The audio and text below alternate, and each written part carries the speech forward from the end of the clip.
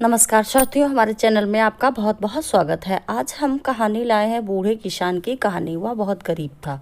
एक गरीब किसान किस तरह से अपना जीवन यापन करता है, उसकी कहानी लाए हुए हैं। चलिए हम देर नहीं करेंगे, हम अपने टॉपिक की तरफ बढ़ते हैं। इससे पहले अगर आपने हमारे चैनल को सब्सक्राइब नहीं किया है तो सब्सक्राइब कर ले, बेल आइकन को प्रेस कर दें, जिससे कि हम जब भी नेक्स्ट वीडियो अपलोड करें उसकी जानकारी आपको सबसे पहले प्राप्त हो। एक गांव में एक किसान रहता था। वहाँ पर 2-3 साल से बारिश ही नहीं हुई थी, जिस वजह से वहाँ की सारी जमीन सूख चुकी थी। किसान बहुत दुखी था क्योंकि वो अपनी जमीन के ऊपर कोई फसल नहीं उगा पा रहा था।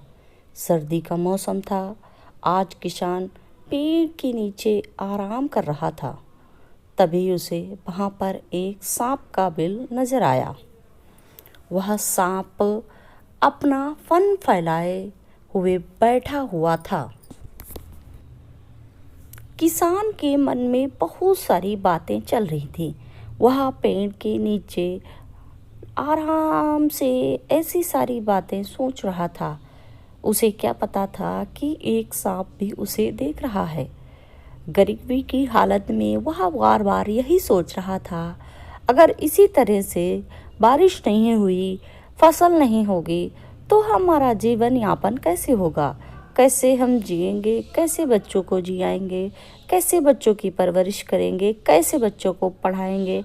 ऐसे बहुत सारे ख्याल उसके मन में चल रहे थे, लेकिन करता भी क्या। गरीब किसान के मन में बहुत सारी बातें आईं। जैसे ही उसने उस सांप को देखा, वह डर गया, लेकिन उसके दिमाग में एक ख्याल आया। गरीब किसान सांप को दूध पिलाते हुए, ये सांप काफी सालों से यहाँ रहता है, इसे भी इस अकाल के समय में मेरी तरह खाना ढूंढने में परेशानी होगी।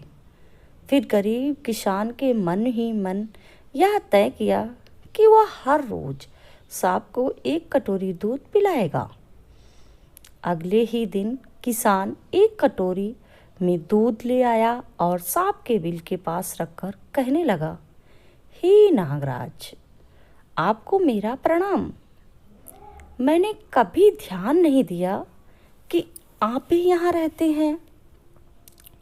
सूखे की वजह से मैं तो बहुत परेशान हूँ और मुझे लगता है आपको भी परेशानी हो रही है। इसीलिए अब मैं आज से रोज एक कटोरी दूध पिलाऊंगा आपके लिए।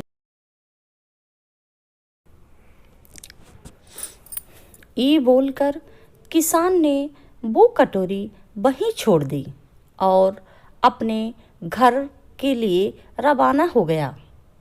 वहाँ से चला दिया। अगले दिन सुबह जब वो कटोरी लेने के लिए वापस आया तो उसने देखा, और वह देखकर दंग रह गया कि कटोरी में कुछ चमक रहा है। किसान ने कटोरी में चमकता हुआ देखकर कटोरी को उठाकर देखा तो उसके अंदर एक सोने का सिक्का था। वह किसान बहुत खुश हो गया। खुशी का कोई ठिकाना नहीं रहा। फिर किसान हर रोज सांप को एक कटोरी दूध पिलाता और अगले दिन सुबह हर रोज उसे एक सोने का सिक्का मिलता। किसान का जीवन यापन बहुत अच्छे से होने लगा था, क्योंकि एक सोने के सिक्के की कीमत बहुत थी। सोने का सिक्का उसे इसी तरह से रोज मिलता रहा। वह बिना किसी को बताए रोज एक कटोरी दूध सांप को पिलाता था। दूसरे दिन जब कटोरी लेने आता था तो उसको उसमें एक सोने का सिक्का मिलता था। एक दिन किसान को किसी काम से शहर जाना था और उसने अपने बेटे को ये जिम्मेदारी सौंपी। उसने अपने बेटे को सारी बात बताई और उसने अपने बेटे को कहा, बेटा, ध्यान से एक कटोरी दूध सांप की बिल के पास रख देना। किसान के बेटे ने अपने पिता के कहे अनुसार एक कटोरी दूध सांप के बिल के पास रख दिया। अगली सुबह उसने भी सोने का सिक्का मिला। उसके बेटे ने विचार किया कि यह तो बड़ा कंजूस है, जरूर उसके पास बहुत सारे सोने के सिक्के होंगे। किसान के बेटे के मन में लालच आ गया। उस लालच में उसे अंधा कर दिया था। वह बोला, इसके पास बहुत सारे सिक्के होंगे, लेकिन यह बहुत कंजूस है, यह सिर्फ एक ही सिक्का देता है। लेकिन यह तो हर रोज बस एक ही सिक्का देगा। अगर मैं इसे मार दूं तो मैं इसके सारे सोने के सिक्के ले सकता हूँ। वह ऐसा सोचने लगा।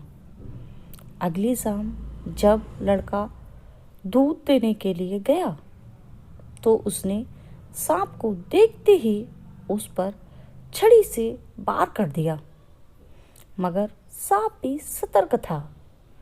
उसे छड़ी तो लगी, पर उसने किसान के बेटे को भी डस लिया। सांप का विष बहुत ही जहरीला था। देखते ही देखते किसान के बेटे की सांसें रुक गईं। उसकी मौत हो गई और जख्मी सांप अपने बिल में वापस चला गया। जब किसान का बेटा खत्म हो गया और किसान जब वापस लौटकर आया तो उसे सारी सूचना मिली कि उसके अपने बेटे की मृत्यु हो गई है। इसके बारे में जब पता चला कि उसे एक सांप ने काटा है, वह बहुत ही क्रोधित हुआ और दुखी भी हुआ, लेकिन कर भी क्या सकता था। साथ ही वह दुखी और क्रोधित होकर सांप के बिल के पास जाकर के रोने लगा। उसे मनाते हुए पूछा। तभी उसने सांप को देखा। सांप को भी काफ़ी चोट आई थी।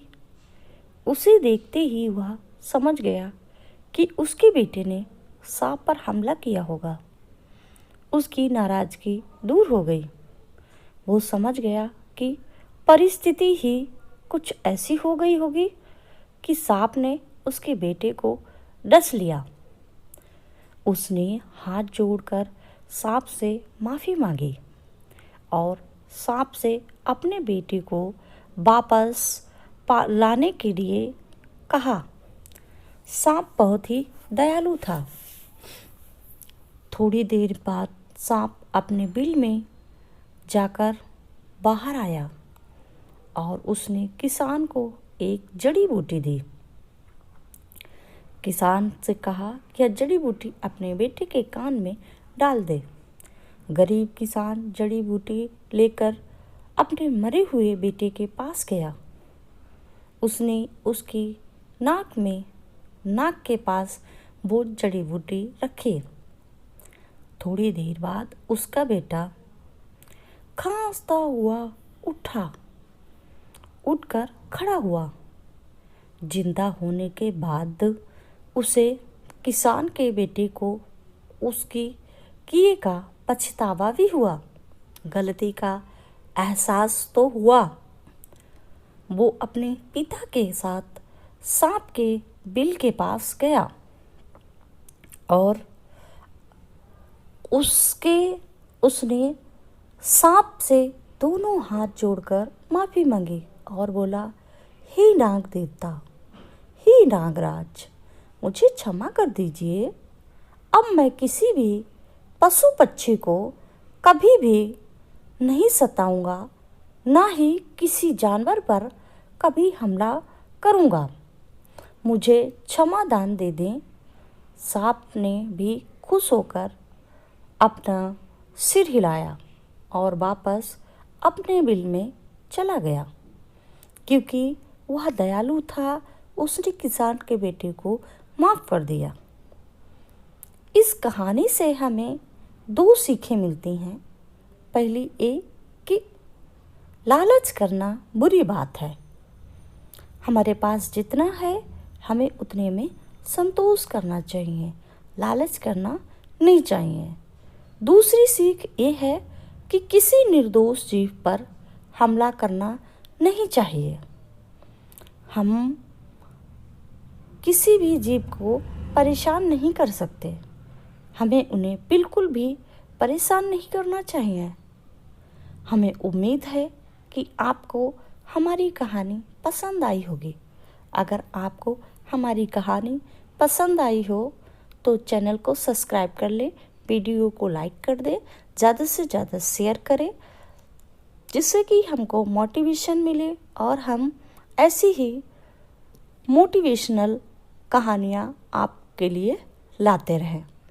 ये कहानी हमारी शिक्षा के लिए बहुत ही ज़्यादा उपयोगी है। हम ऐसी कहानी अपने बच्चों को सुना करके उनको अच्छे कार्यों के लिए मोटिवेट कर सकते हैं। ये मोटिवेशनल कहानी बच्चों के दिमाग में नैतिकता का पाठ पढ़ाती हैं और ऐसी कहानियाँ ही उनके दिमाग में अच्छे कार्य के लिए प्रेरित करती हैं, गलत कार्यों से रोकती हैं, जीव जंतुओं के प्रति हमारी श्रद्धा को बढ़ाती हैं। इसीलिए हमें आपसे उम्मीद है कि आपको हमारी कहानी बहुत पसंद आई होगी। आप ऐसी कहानियाँ अपने छोटे छोटे बच्चों को सुना करके उनको मोटिवेट करेंगे, जिससे कि वो नैतिकता की राह पर चलेंगे। धन्यवाद।